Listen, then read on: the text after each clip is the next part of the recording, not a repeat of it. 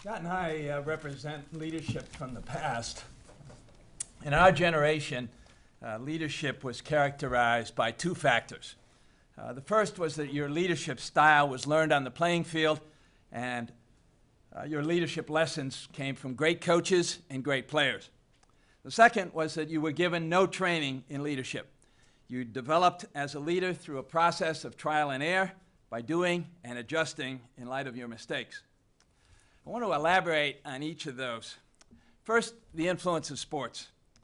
Through high school and until I was injured here at Dartmouth, I played football and basketball, and my heroes were Coach Lombardi of the Green Bay Packers and Coach Wooden of the UCLA Bruins. Coach Lombardi called football a game very much like life. And it's interesting to note that he often spoke in his day to corporate leaders, transferring the lessons of football to business. And to him, a successful leader was made by hard effort. You never were anointed as the leader of a group. You had to earn the respect of your peers, and you did so by working harder than everyone else. For me, hard work always equated with passion. You have to like what you're doing, you have to be enthusiastic about it, and you have to convey that to your team. That observation was one of the keys to my tenure as a leader of a law firm practice group. I always recorded the highest number of billable hours, which made it easier for me to set expectations for others in the group.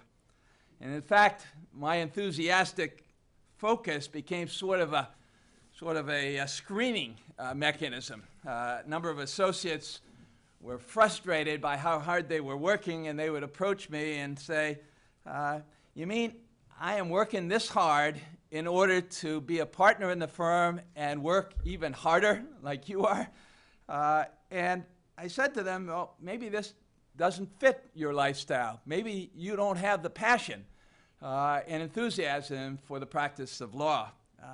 But the bottom line was that they weren't willing to make the sacrifices that on a personal level that any leader has to make in order to be effective. Last year, Coach Wooden put out a collection of what he called his life wisdoms. And the one that resonated the most to me was his vision of leadership. He said it in one sentence, quote, "A leader's most powerful ally is his or her example." I've seen the power of an example throughout my career, both my own and those